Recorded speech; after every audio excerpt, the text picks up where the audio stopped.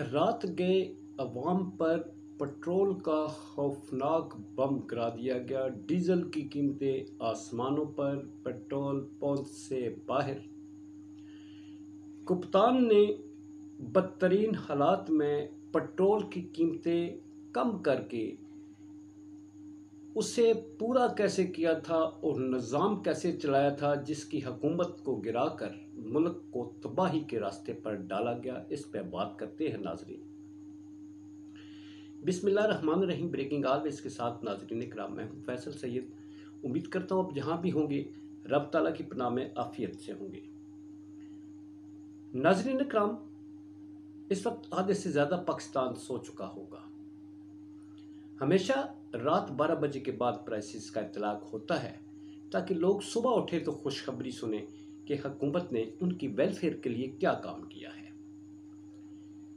आज नाज़रीन आपको बताते हैं कि चेयरमैन पीटीआई जिसकी हुकूमत को गिराई गई, उसने पेट्रोल को बढ़ाने की बजाय कम कर दिया गया था, जिस पर एक टोला जो है, एक ग्रोह जो है मुल्क को लूट मार करने वाला, वो किस तरह से तनकीद करता था और उसने वो कीमतें कहाँ से पूरी की थीं।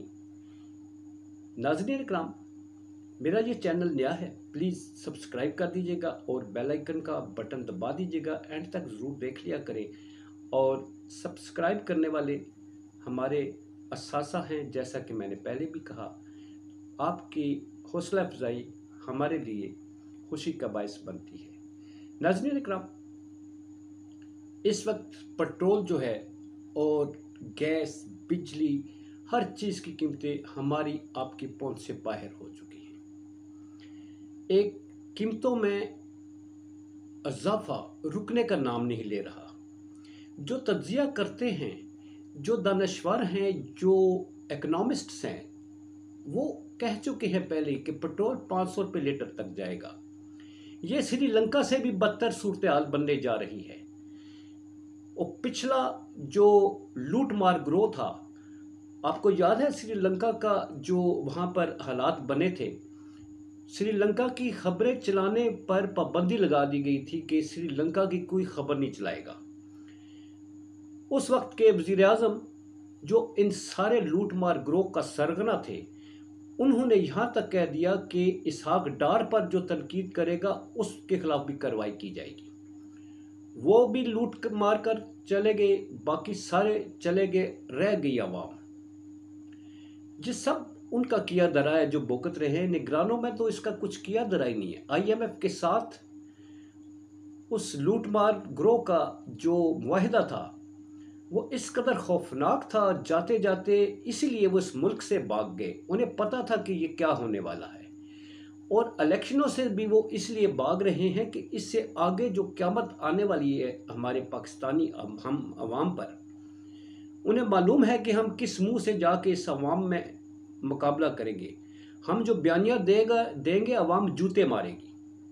अवाम का इस वक्त जीना दोबर हो चुका है। पेट्रोल जो है वो 231 रुपये और डीजल जो है 229 रुपये कर दिया गया। पेट्रोल प्राइसेस में 26 रुपये 31 पैसे का इजाफा किया गया। नाजरीन, 26 रुपये 31 पैसे यकमुश्त इजाफा किया गया है। कौन पकड़ेगा उसको, लूट मार करने वालों को? कोई नहीं पकड़ेगा। जो आज जस्टिस बंदयाल साहब ने फैसला किया है, इस पाकिस्तान के निज़ाम को देखते हुए मैं ये यकीन से कह सकता हूँ कि इस टोले को कोई नहीं पकड़ेगा। हो सकता है कि इनको वापस इक़्तिदार में लाकर, तश्तरी में सजाकर इन्हें इक़्तिदार पेश कर दिया जाए, क्योंकि जो अवाम की तकदीर से खेलना अच्छी तरह जानता है, यहाँ पर जगह उसी को मिलती है।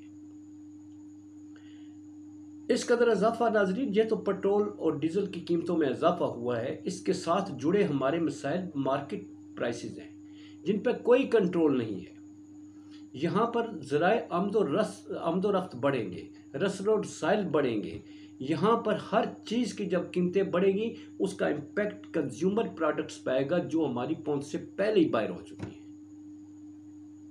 कौन करेगा इन सब का मदावा? लूट मार करके जहाँ से भाग गए उनको किसी ने नहीं रोका। उनसे इतना नहीं किया गया कि इनको ECL में डालें, जब तक ये हिसाब नहीं देते इनको मत भागने दिया जाए। जो जो इसके जिम्मेदार किरदार थे वो सब भाग गए। नाजरीन इकराम, मजे की बात यह है, चेयरमैन पीटीआई जिसकी हुकूमत को गिराया गया, बदतरीन दौर से वो हुकूमत गुजरी थी जिसमें कोरोना ने पूरी दुनिया की मईशतों को लपेट के रख दिया था।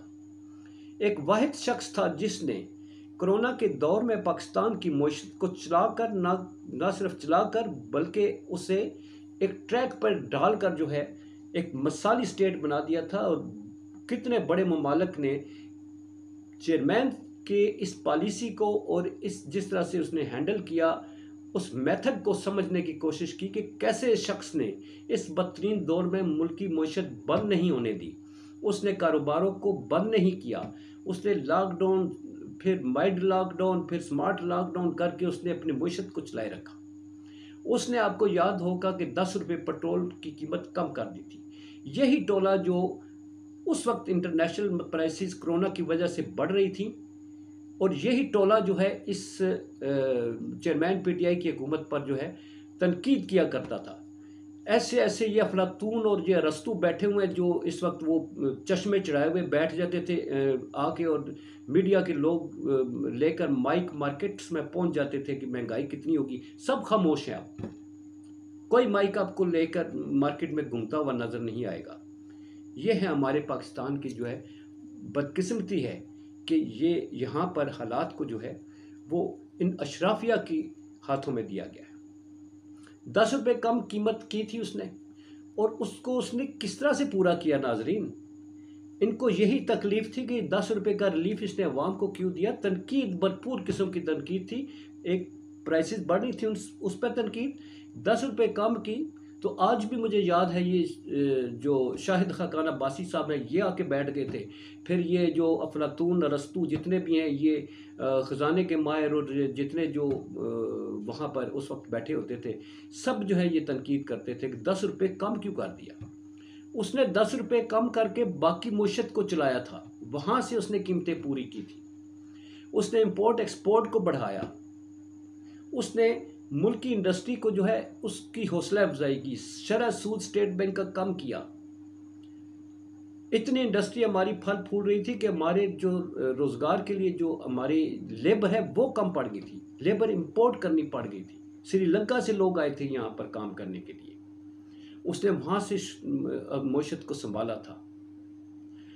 उसने शरह नमू जो कर ये हमारी तरक्की की रफ्तार है 6.3 पर छोड़ के गया था, जो इन अफलातूनों के टोले ने आकर -0.3 पे कर दी थी, और जिसे आलमी बैंक ने और IMF ने कहा था ये बहुत तीर मार लेंगे तो 0.3 पर जाएंगे।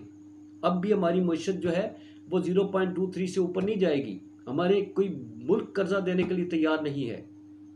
ये हैं वो जिसने कहा था, जिसने बातें मानने से अंदरूनी और बैरूनी लोगों को इनकार कर दिया था।